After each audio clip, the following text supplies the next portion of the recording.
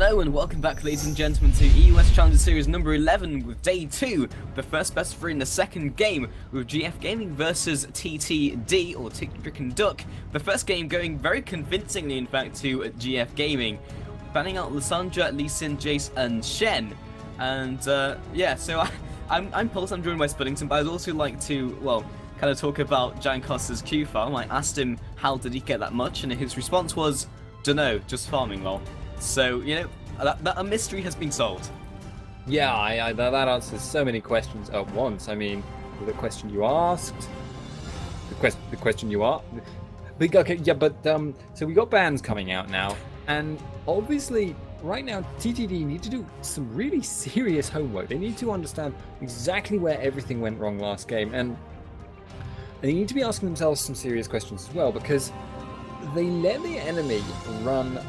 Essentially, what they did there, I think the key thing that really brought them down, TTD did not punish the Vayne early, and they also did not take a pushing advantage early. They simply allowed Vayne to get a decent amount of farm. Gragas was allowed to get enough points where he was able to cope in that 1v2 lane, and as a result, they weren't able to push down his tower, even when they decided to then rotate Nami back up. And I think part of that is because they didn't think about the permutations of picking Zyra into that mid lane.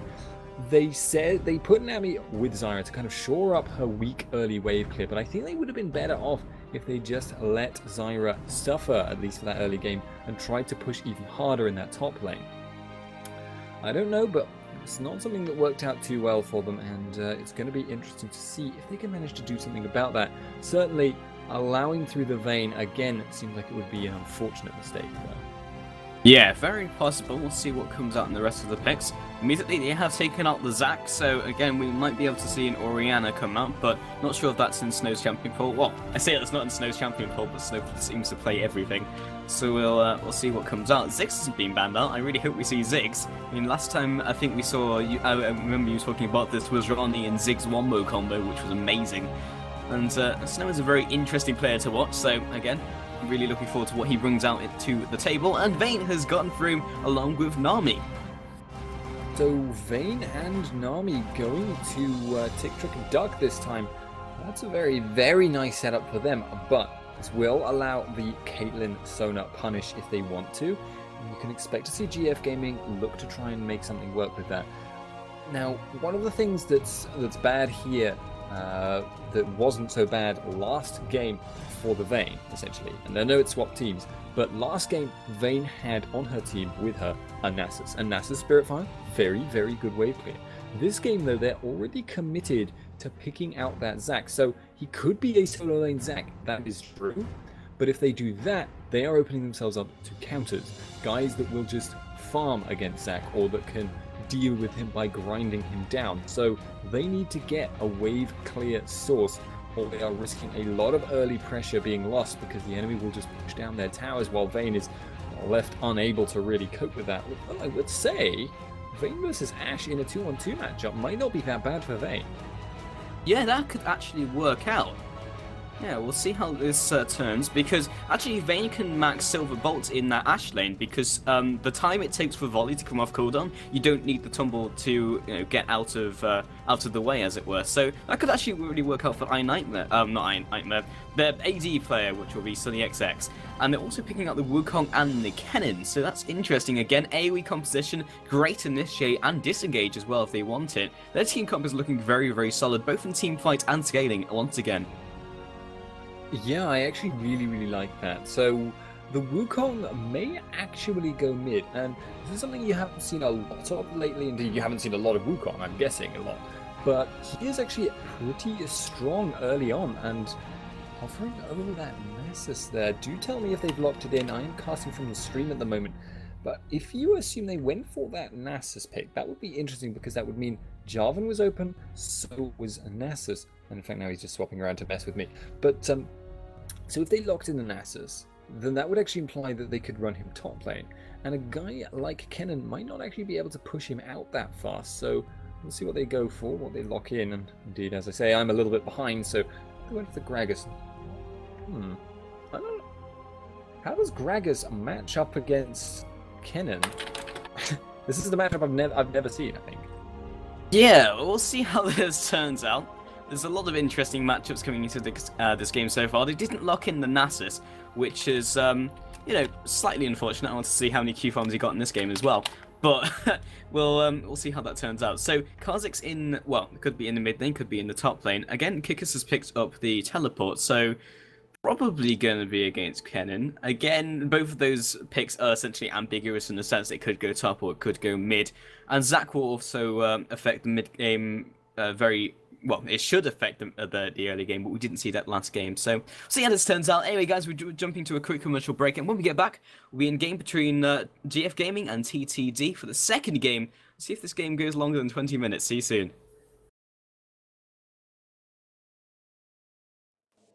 Funky technician is back.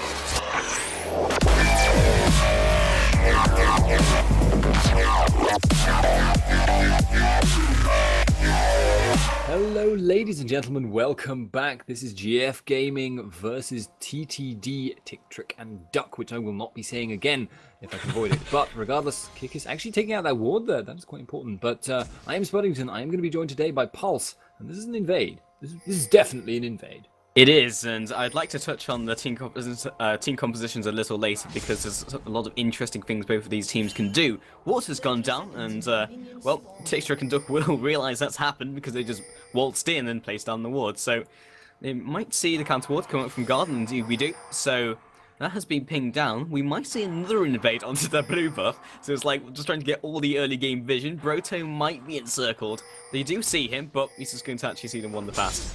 And what comes out, so again, they do have a little bit of vision, kind of like a consolation prize, and it'd be interesting to see if God knows exactly where it's being placed. What comes out just to make sure they don't go for the straight-up initiation, and they should be backing off, or I assume they're going to back off. Okay, they've backed off. Okay, so both of these team compositions are very, very flexible in where they can lane each of their characters, and you'll actually see right now, Bro there on Kennen, has picked up that Doran's Blade first, but he's hanging around that mid lane, so it looks like it's going to be Snow, who is normally the mid laner, on Wukong in the top lane. I'm going to Zac here with that. And it also looks like we may see the classic 2v2 in the bot lane.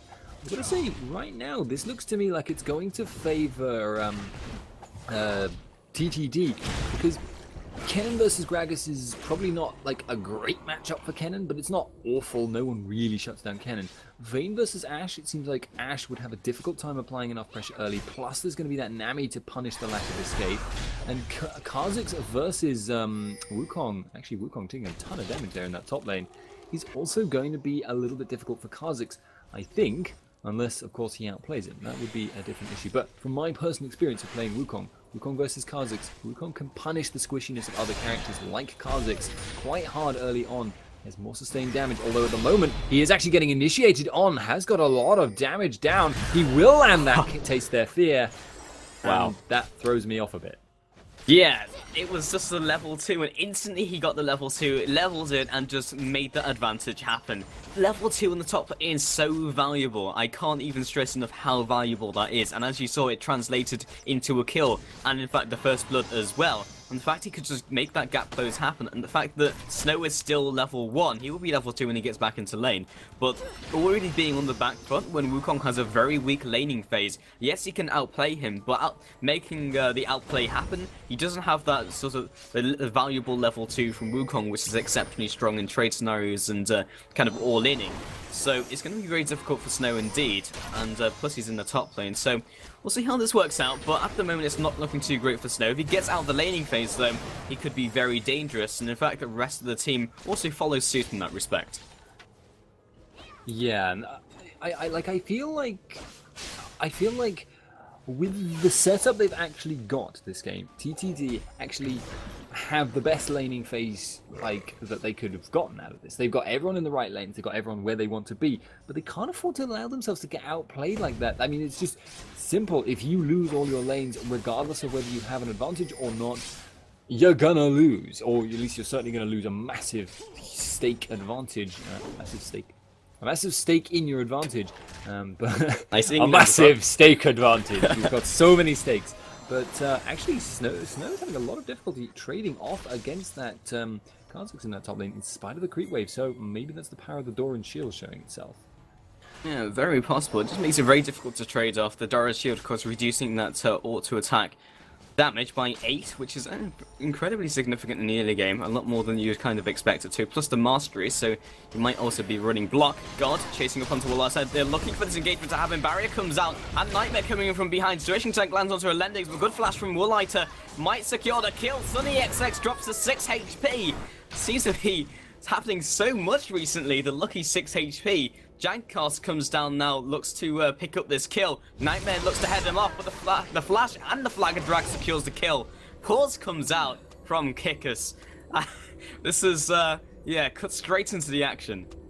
Awkward! But I don't imagine any more kills are going to happen down here, honestly. Jankos is a little bit too tanky to take down for iNightmare, and he'll have that Sona to support him if they chase too far. You know, Nami is out of mana and is a little bit low on health, so she's got not a lot of damage to contribute, but simultaneously it's not like Jankos can turn around and kill them. He doesn't have the damage, and they have a tower nearby, so I expect that this engagement is just going to be a little bit more damage being put out by the Zac onto the Jarvan, and then we'll be done. So, yeah, a little bit unfortunate there for Sunny XX. He was so close to getting out of there alive, but good play in that he got the kill on Wooliter. Wooliter, however, only has that assist, but he's got 10 CS difference between him right now. That is not good right now. This is, I mean, Ashe is not a particularly strong early carry, and Sona is honestly almost strictly inferior to Nami in terms of early game presence in that lane. She has more poking punish if she can dodge the bubbles, but there's so much potential for that to go wrong. I've got to say, at the moment, it feels like most of the lanes are just honestly getting outplayed. I mean, Wukong, I do not think should have died that early in that top lane, and I do not think that Vayne should be this many CS behind. It just feels wrong. Like it's just not how you'd expect the matchup to go. And we saw this in the last game as well, Spuddington, where they just kind of lost in each lane. Not significantly, not to the point where you say this lane's completely lost. Lennox and Jankos still returning onto iNightmare. They're turning the situation, but into the Blobless passive. Guards tries his best to just kind of deal some damage to Jankos. Actually, the minion damage is quite significant, but Nexus and Lennox picks up the kill. Actually, that rhymes, that's great. But Broto now coming in, and Kickers looks to counter gank as well. He should be able to do it. Bodyslam comes out. This is not the dive he wants. He's not the droid you're looking for. Jarvan doesn't want that dive to happen either. He's about 40% HP, and at this level, doesn't want that to happen. But I do agree with you, Spuddington. They just seem to kind of win a little bit in each lane, and then when it translates into team fights, that amplifies tenfold. Yeah, and that's really, really not what you want to be seeing. But Kikis did blow his teleport there to get into that tri-brush situation. Barobro was kind of rotating down to try and help out in that gank situation, but he ran face first into the Gragas belly, which is a painful belly to run into. So not quite an ideal result there for for iNightmare, to be honest. He is the one who ended up dead, but it has seemed to work out in Snow in this top lane now. Actually, Joki's going aggressive, has actually done his Taste Their Fear on the clone there. Joki's going to be running away and not towards the tower, but they sort of chase towards him that way, and that stealth is just going to get him out anyway. Yeah, so I'm currently looking at Kikis' build, which is comprised of Doran's Ring and then another 2 Doran's Rings. Very all-in, but it makes sense for Gragas. And I've actually seen this a couple times recently, but they're looking to win out on the early game, and once again the all-in comes in from Kha'Zix. Ignite ticks off, Snow drops, and again they're just winning out in these lanes, not even with jungle intervention, they're just winning. Yeah, it's just straight up outplays. They're not... It's like their mechanics aren't quite as good, their decision making doesn't seem to be quite as good. Across the board, it's just not very good right now, and well, even though they're in the right lanes as far as I can tell, and they seem to have made, they've made certainly very good or decent strategic decisions at champion select, picks and bans and all the rest. Actually, the ultimate in the mid lane, not going to go anywhere from Kikis. He went away, but yeah, just straight up not winning, even though they should be on equal or, if anything, superior grounds. Yeah, what they do have going for them, though, is very good initiate from iNightmare and extremely good follow-up. They also have disengage in the shape of Nami, and also if they choose to sacrifice either Broto or Snow, and then here comes the gank in the mid lane as well. Broto drops low, good flash out of the way of the Q from Gragas, but it looks like he's still got to fall regardless.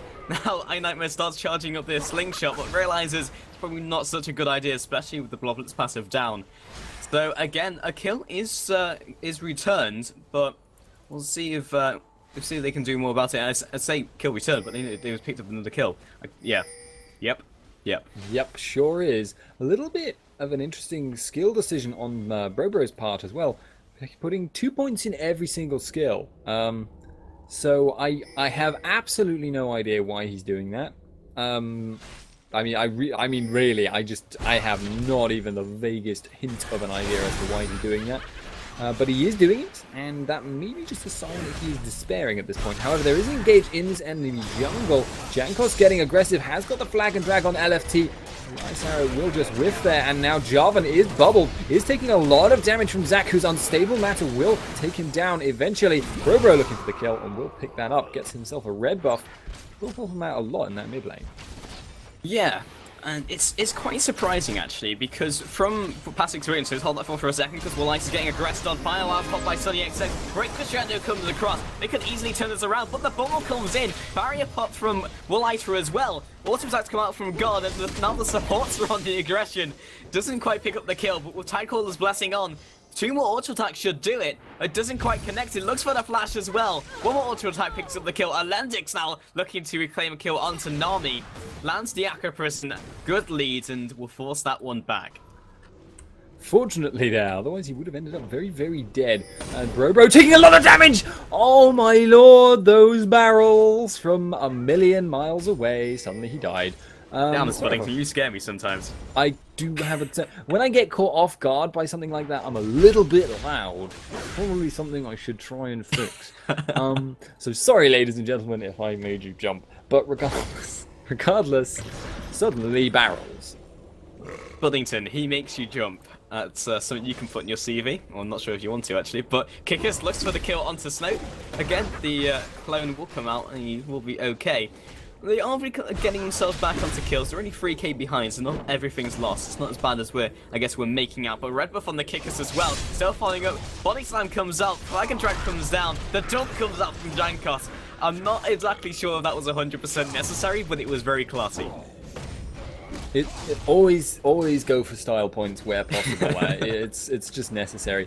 I know he has to be a little bit careful here. He's jumped into the middle of them. He's popping that Let's Bounce, and Jankos is just kind of ignoring him.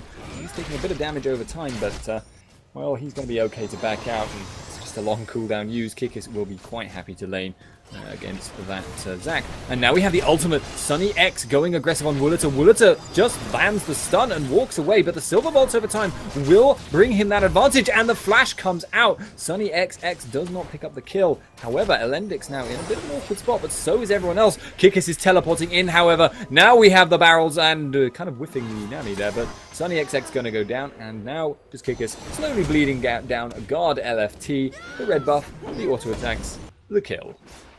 This is a very interesting bot lane. Even when we have these gank situations, there's always the support. The AD carries dropping so low and the support's being so healthy that the support always go on the aggressive, and then sometimes the minions pick up. It's just very odd fights. Broto trading off with Kha'Zix, lands the Mark of the Storm, but it looks like he'd done it before anyway, so it did have a reduced effect. And Joki's just carry on laning. Currently 85 farm to 49 from Wukong. Such a massive CS discrepancy. And it looks like they've swapped up, which makes a lot of sense. Snow looking for this gank now. He does still have the Cyclone. Level 8 though to level 9. But they should be able to do it. They layer these ultimates on top. In fact, Slacing Maelstrom is down from the last gank that happened. Juking into the rush, cutting the vision. And the damage coming out from Kha'Zix as well. Lee comes down, gets the Nope, he doesn't have the no, he does have the evolution points in it. No, he doesn't. No, he doesn't. No, so he doesn't have the leap reset. Who knows? It looked like it on my screen. That's weird. It shows that it's evolved. What? He's level 10. This is not possible. We've had some client bugs over the last couple of days, which have been really strange. Hold that thought, though. Sunny XX going aggressive in the bot lane is going to be putting down the auto attacks. Aqua Prison down, and an angry Blob Man will be actually turning it around, though. Sunny XX getting taken down by the Sonar Q and the Ignite. Hard LFT throwing out that tidal wave, and they're not going to chase it down because Kickus is coming in. He's got that blue buff. He's actually super mobile with the barrels and the body slamming, and he is going to do that exact thing onto Nightmare. Nightmare taking a bit of damage, but really trying to jump out. But a nice explosive cast picked up one. Going to be turning this around on guard LFT, looking to get the kill. Can he take out all the bloblets in one? Wow, that one barrel. That one damage. Barrel. Direct counter to Zac. Wait for the right time, activate the barrel, insta-gibble the bloblets. Outstanding. I remember we used to say that Master Yi was a direct counter because he could use Alpha Strike just to gibble the blobs. Moving now onto the Drake as well. GF Gaming just picking more advantages up for themselves. Even 13 minutes into the game, again, looks like a copy and paste from the first game. Just so far ahead. And they just draw themselves in front of Tiktrick and Duck. And Tiktrick and Duck are by no means a bad team. We've seen them take down some of the best. In fact, they're very mechanically skilled. They go for very good team compositions. And we've actually said when we were talking in the break that their team composition is really, really nice. but they just can't utilize it. They never get to that stage in the roaming phase where they can actually put it into practice. And even when they kind of do, at the moment, I just feel like they wouldn't win against the enemy's comp, because yes, they've got a huge team fight wombo combo. They've got the Wukong, they've got the Kennen, they've got the Zac, they've got the Tidal Wave, and they've got Vayne to be protected by all those CC abilities. And I've got to keep an eye on this top lane right now, because stuff is going to happen, possibly, unless everyone kind of walks past each other, which is what's just happened. I don't know who knows where whoever... Mind games. Brobro, do you know your... Jankos has found Brobro, and Brobro has found him. Panics and Qs, doesn't land anything, but the Ice Arrow comes in. Nightmare has been stunned for another 3 seconds or so, but Jankos could go for the steal here, will not get it, but Flag and Drag is down. Does he use the Cataclysm? No, he doesn't, even though he has it. He will use it now, though. Brobro kind of judders a bit in the side of the wall there, and Snow potentially looking for the re-engage here. I don't think this is advisable. This is 3-on-1. Snow, he's going for Jankos. He will not get that kill. Flashes after him, but doesn't get it. Crescendo comes down. Jokis picks up another. Brobro runs for his life, and you what? That was interesting. He didn't have his level 2 ultimate, so he really doesn't have the damage either way. Okay. I don't think we'll talk any more about that, but the top tower will surely be falling.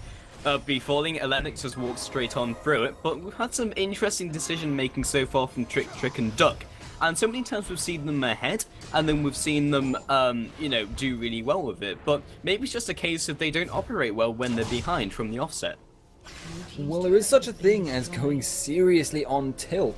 I mean, players that are doing well tend to make better decisions. That's a science fact for you. But people that are ahead tend to start making better decisions because they're on a roll, they just keep that momentum going. But if they fall behind sometimes, and this is definitely true of some people more than others, but yeah, you can seriously go on tilt, seriously start making poor decisions, and that makes your snap decision making even worse because you start doubting your own decision making because you become aware you're on tilt, and it all kind of snowballs into a horrible mess of, oh lord, I'm messing everything up. But Joki's there in this mid lane is going to be with a Sunfire cape. Okay. That's an unusual choice for Kha'Zix, but regardless, he's going to be fairly tanky just because he's so far ahead, and that Sunfire Cape will help with that mostly physical damage that he's going to be dealing with. We'll give him that ability to just dive into the middle more efficiently than if he was super squishy. He won't be getting anywhere with that, though. Kikis right now going to be running for his life. Nightmare gets knocked towards him by that barrel, and Kikis will be looking to get out of there, but actually body slams into the bouncing Nightmare. That is not how physics works, League of Legends, please. But Snow will just jump in and then walk out. Nightmare gets knocked up, the animation doesn't display, and Jokis will pick up one. He's going for the cleanup crew right now. Does get Tidal Waved and will get bubbled, so he will not be taking any more. Once that cleanup, doesn't get it. And once again, we are in a situation where two people are standing on one side of a wall. Genkos will not get that, and this tower is going to get taken down. 5 for 18 at the moment, 17 minutes on the clock, and they're already pushing this in-hit tower. And they're just doing so much damage as well. And Kha'Zix, it's interesting, we've actually seen a couple of Kha'Zix players recently picking up split-pushing items. And what Sunfire Cape gives you is extra wave clear. We've seen Tiamat as well. And granted, he was behind at the time, and Joker is definitely not.